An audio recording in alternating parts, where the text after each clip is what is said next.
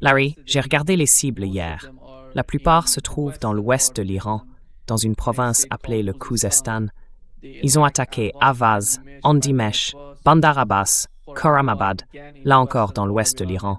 Et puis on voit la région située dans le sud de l'Iran. Ils répètent les mêmes cibles. D'une certaine manière, il me semble que, ces 2 derniers jours, ils se concentrent surtout sur l'ouest de l'Iran. Et ça, ce sont les attaques iraniennes. Quant aux attaques américaines contre l'Iran, les attaques iraniennes se concentrent surtout sur le Koweït. Il y a aussi eu quelques attaques en Jordanie, mais la plupart ont lieu au Koweït. La situation devient... Je ne sais pas combien d'armes ils ont au Koweït, ni combien de cibles ils ont, parce qu'ils frappent le Koweït. Et hier, il y a eu des manifestations au Koweït. Des gens sortent dans la rue, s'opposent au gouvernement, ce qui montre à quel point la situation devient critique pour le gouvernement koweïtien.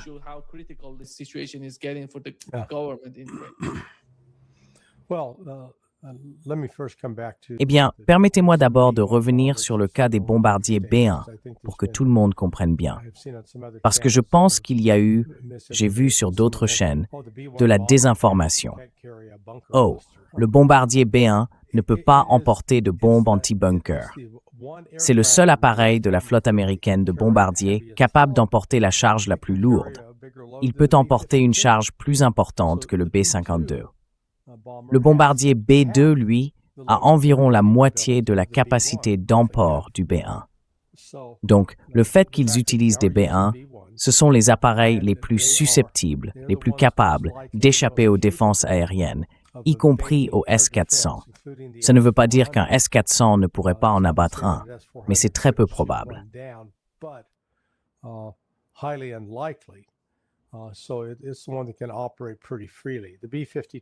C'est donc celui qui peut opérer assez librement. Le B-52, lui, n'est pas du tout dans la même catégorie. Enfin, bon Dieu, c'est un appareil qui a essentiellement 75 ans, aujourd'hui. Il a été modernisé au fil du temps. Donc, s'agissant de ces cibles, il semble qu'ils cherchent, si vous voulez, à affaiblir la partie occidentale de l'Iran. Et je pense que l'administration Trump envisage de plus en plus sérieusement une opération terrestre. Ce serait insensé, surtout à cette période de l'année, en été. Mais ils se sont convaincus que c'était le seul moyen de, je cite, vaincre l'Iran. Et j'ai fait quelques comparaisons. Enfin, vous et moi, nous en avons parlé hier.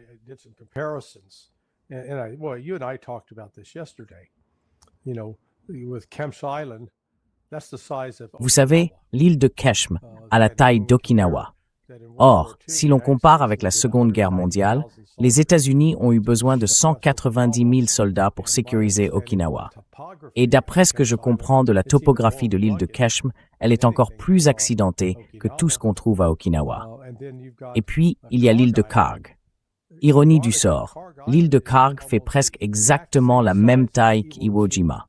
Et vous savez, nous avons subi, les soldats américains y ont subi environ 28 000. Les Marines américains, pardon. Appeler les Marines des soldats, ça me crée des ennuis. Mais les Marines ont subi 28 000 pertes, et c'est devenu une bataille emblématique.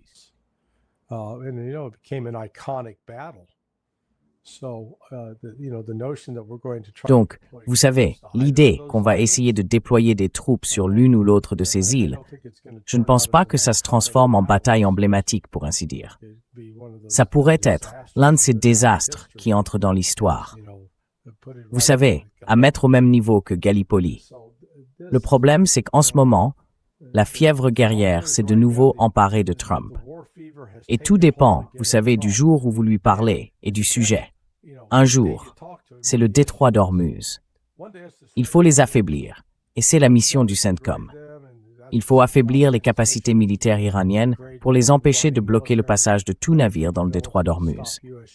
Puis, le lendemain, Trump dit « Le détroit d'Ormuz, on s'en moque ».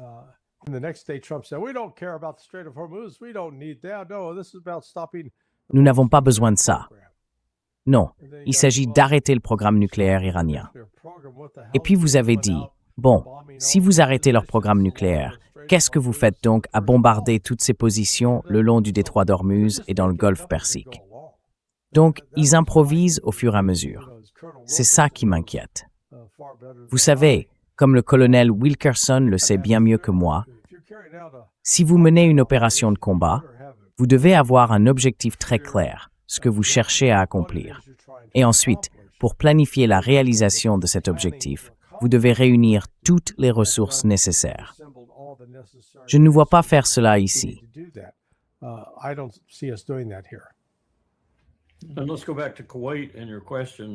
Et revenons au Koweït et à votre question, Nima. Le dispositif le plus sophistiqué que nous avions au Koweït était l'une des meilleures installations de transit de la région, voire du monde. Nous l'avons utilisé pour 2 guerres. Nous l'avons rendue très élaborée.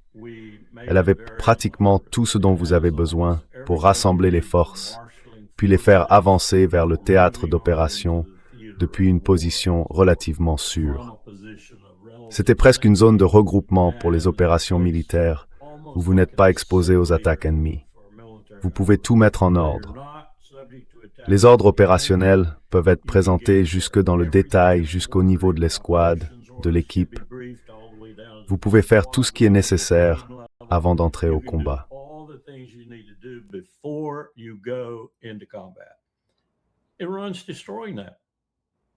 L'Iran est en train de détruire ça. Et je pense que d'après ce que j'entends, il l'a déjà détruit de manière assez complète. Cela signifie donc qu'il n'y a aucun endroit, comme Larry vient de le suggérer, où vous pourriez vous regrouper, vous rassembler, vous préparer, puis partir. Il n'y en a pas. Vous allez donc devoir le faire à partir de rien. Vous allez le faire depuis le cockpit d'un Osprey, d'un Black Hawk ou de tout autre appareil à bord duquel vous arriverez, un moyen de transport. C'est comme ça que vous allez devoir procéder. C'est difficile. Demandez à n'importe lequel des gars en Afghanistan qui ont été contraints par exemple par Stanley McChrystal, quand il commandait là-bas, d'aller dans des zones très très éloignées et de faire ce genre de choses depuis un Chinook ou un autre aéronef, très probablement un Black Hawk.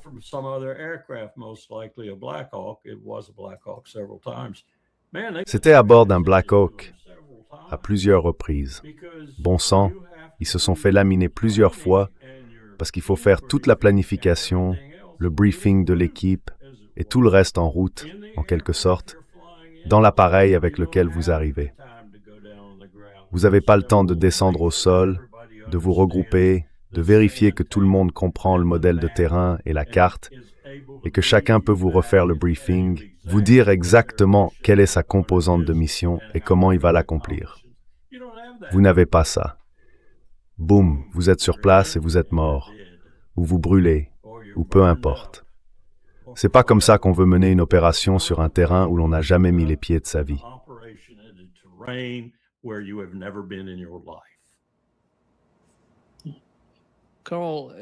Carl, concernant l'invasion, pensez-vous que s'il décide de le faire, comme Larry l'a évoqué, elle aura lieu à la fois dans le sud et dans l'ouest de l'Iran?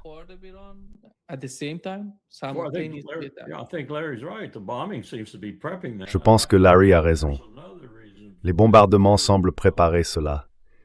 Et je pense qu'il y a une autre raison à cela aussi. Je ne connais pas très bien les systèmes de guerre électronique du B-52. Je sais qu'ils ont été considérablement modernisés au fil des ans, avec des contre-mesures électroniques assez efficaces. Mais je ne pense pas qu'ils veuillent survoler une quelconque partie de l'intérieur de l'Iran plus longtemps ou plus loin que nécessaire. Si vous voulez, je pense qu'ils veulent lancer leurs munitions depuis une zone déjà largement pilonnée et bombardée, qu'ils considèrent comme relativement sûre à cet égard.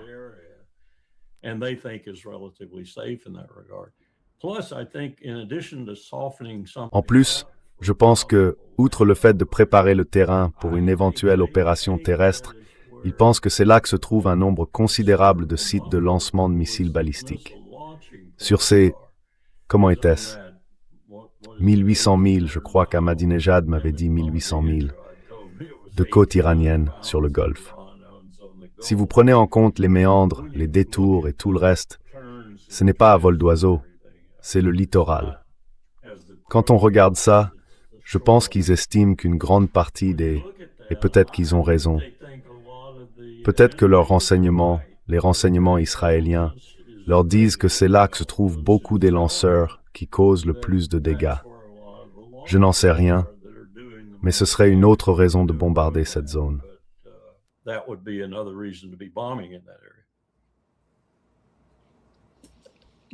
Larry, s'ils font ça, ils doivent utiliser le territoire irakien ou pas?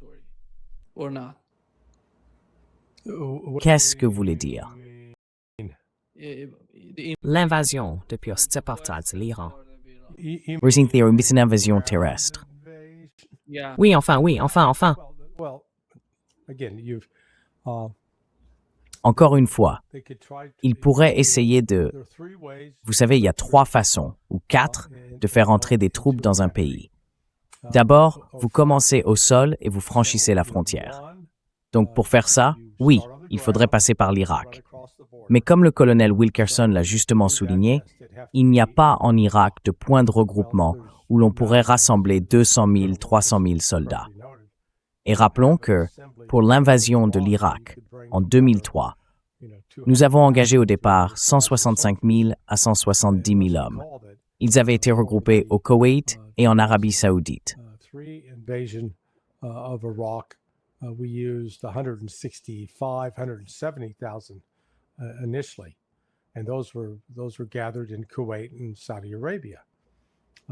Once you started amassing, dès que vous commencez à concentrer des forces au même endroit, comme il l'a souligné, elles deviennent une grosse cible bien visible aujourd'hui avec les drones et les missiles balistiques à courte portée.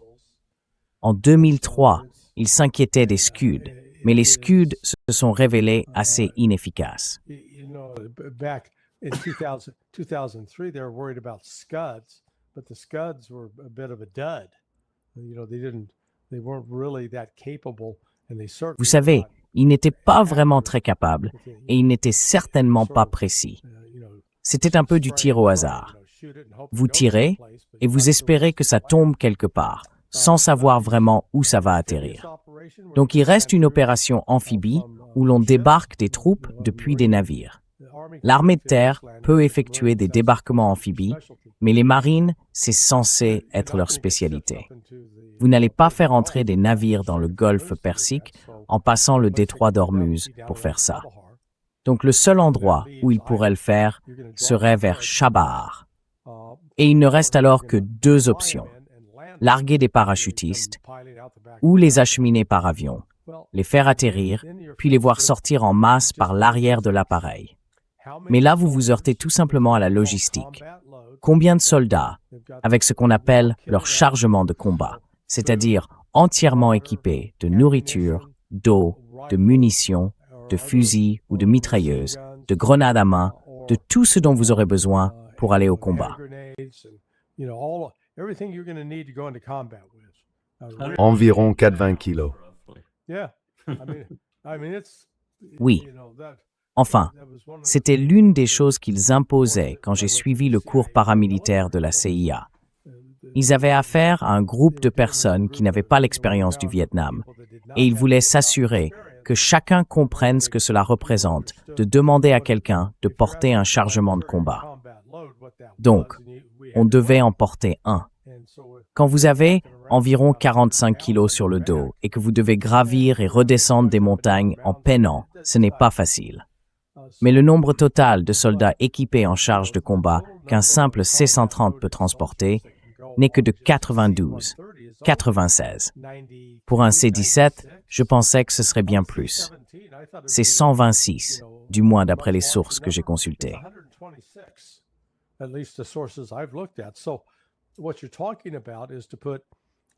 Donc, ce dont vous parlez, c'est de déployer une force substantielle, quelle qu'elle soit. Pas seulement, vous savez, un élément de la taille d'une compagnie, 150 hommes, contre une cible de la taille de l'île de Karg, comparable à Iwo Jima. Sur une carte en ligne, ça paraît petit, mais une fois sur le terrain, ce n'est pas un endroit dont on fait le tour en courant en 1 heure. Donc, le principe même d'opération au sol implique énormément d'obstacles différents. Et si, en plus, vous ajoutez la chaleur de l'été, avec des températures qui dépassent les 115 degrés Fahrenheit, soit 51 degrés Celsius, il vous faut de l'eau.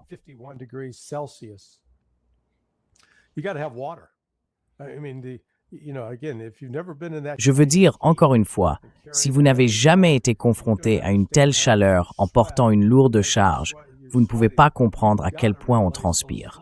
Et quand on transpire, il faut remplacer les liquides perdus.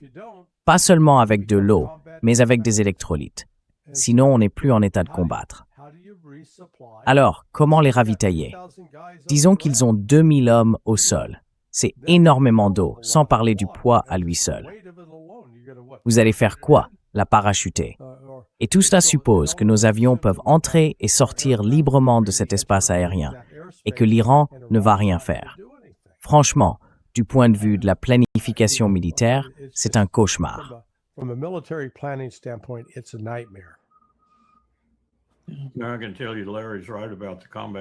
Je peux vous dire que Larry a raison au sujet de la charge de combat.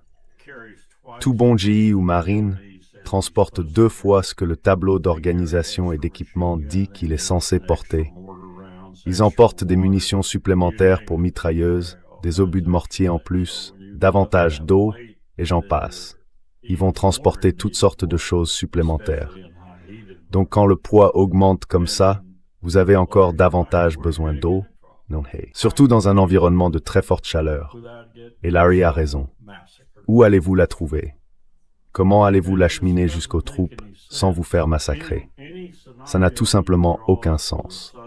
Quel que soit le scénario que vous élaborez pour la côte sud de l'Iran, ou d'ailleurs pour la côte ouest de l'Iran, sur le Golfe, quel que soit ce scénario, du point de vue du terrain, de la chaleur, de l'expérience, de la charge, des voies d'accès, c'est absurde. Et Egg7, je parie que là, tout de suite, il serait incapable de vous dire quoi que ce soit de tout ça, si vous le faisiez asseoir et le soumettiez à un interrogatoire serré. Ken non plus, aucun des deux. Ne nommez jamais un officier de l'Air Force à la présidence des chefs d'état-major interarmés, je cite Colin Powell.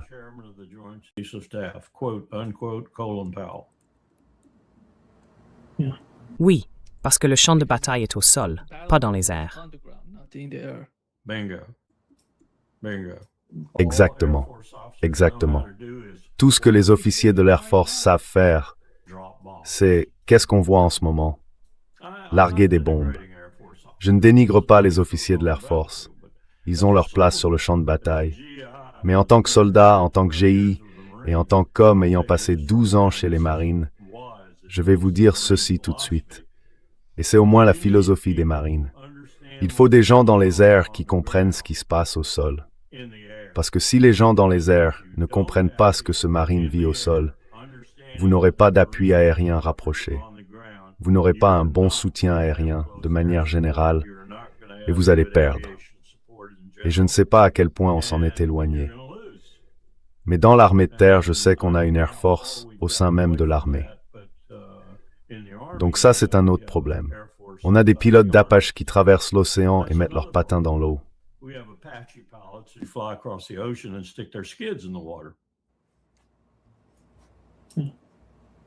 Oui.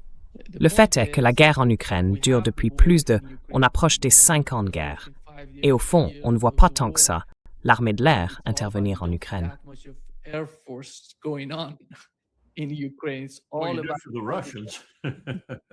Les Russes dominent les airs. Je dirais qu'ils ont à peu près la supériorité aérienne locale, sinon une supériorité aérienne totale. Et s'ils n'ont pas une supériorité totale, c'est parce que n'importe quel idiot peut abattre un avion de temps en temps, surtout quand le champ de bataille est truffé de systèmes conçus pour ça.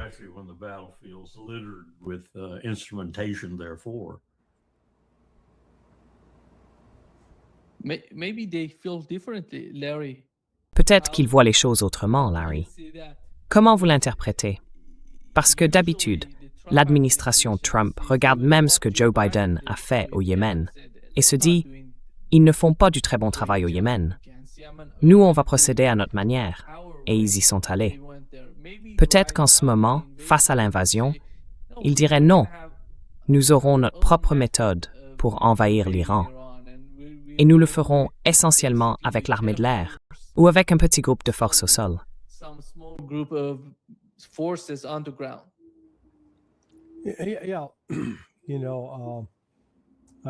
Oui, vous savez, j'ai un certain âge et grâce aux expériences que j'ai vécues, j'ai eu la chance de me faire pas mal d'amis. L'un de mes vieux amis était un jeune ranger en 1980 lors de l'opération Eagle Claw. C'était au tout début. La Delta Force venait juste d'être créée. Il n'avait pas vraiment encore de force opérationnelle 160 spécialisée, connue sous le nom de Night Flyers, les Night Stalkers.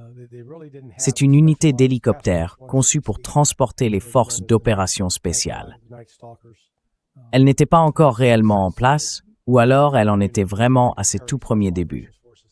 Donc ils avaient une sorte d'assemblage improvisé de matériel différent. Mais bref, il était sur le terrain lorsqu'une tempête de poussière s'est levée. Un C-130 était arrivé et ils avaient aussi des hélicoptères. L'un des hélicoptères est entré en collision avec l'avion.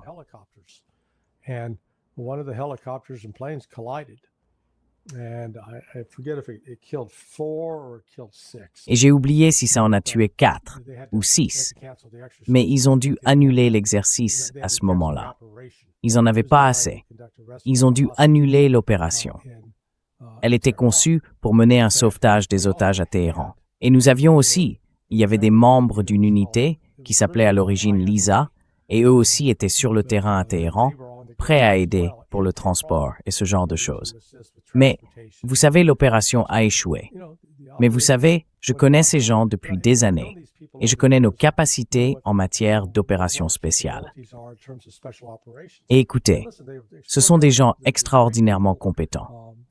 Les forces d'opération spéciales ont un niveau de compétence et de motivation plus élevé que les forces conventionnelles ordinaires de l'armée de terre, de l'armée de l'air ou des marines.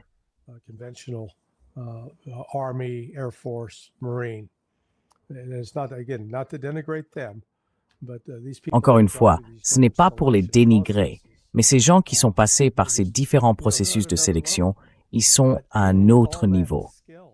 Mais même avec toutes ces compétences, toutes ces capacités, ça reste des êtres humains.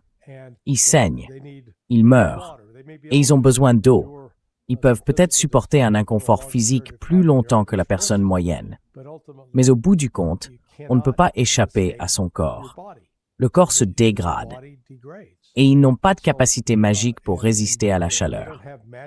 Vous savez, 46 degrés, peu importe qui vous êtes, ça peut vous tuer. C'est pour ça que je dis ça. Beaucoup de gens que j'entends parler de faire ça sont des gens qui ne l'ont jamais fait, qui n'ont jamais eu à se retrouver dans cette situation et à le faire vraiment. Ils ont regardé assez de films hollywoodiens et ont décidé que ça leur donnait une expertise.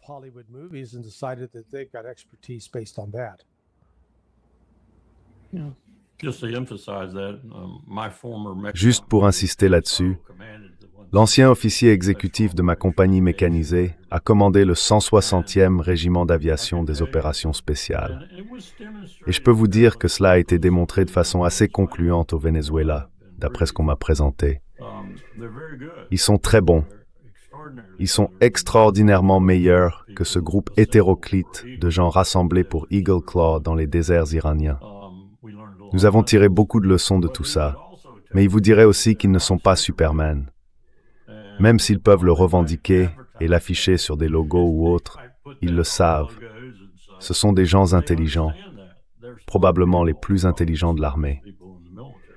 Et je n'arrive pas à imaginer ce groupe de personnes, quelle que soit la configuration, se porter volontaire. Je peux les imaginer y être contraints, par loyauté envers le système et envers les armées, pour une opération à la mort moelleux du genre de celle que Larry, je pense, a très bien décrite, et dont je sais que c'est probablement la réalité. Parce que vous ne faites que les sacrifier. C'est tout ce que vous faites. On n'est pas au Venezuela.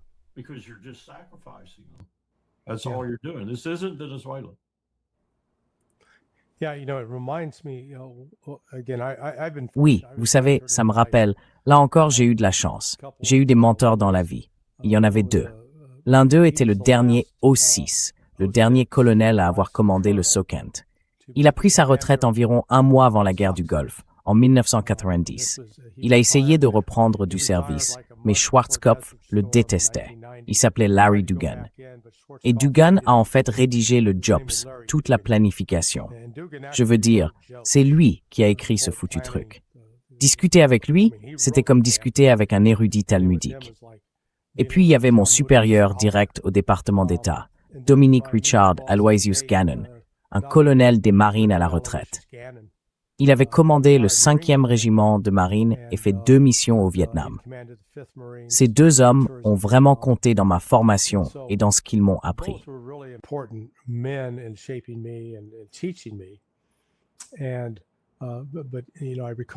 Mais, vous savez, je me souviens de l'histoire de Dick. Il était arrivé au département d'État juste avant l'opération à la Grenade. Et pendant cette opération, le département d'État a dit « Oh, il nous faut absolument ces Navy SEAL pour mener cette mission. » Donc, vous savez, Dick était l'agent de liaison et il a fait remonter cette demande dans la chaîne de commandement via le département de la Défense. Ces SEAL sont partis et ils se sont noyés.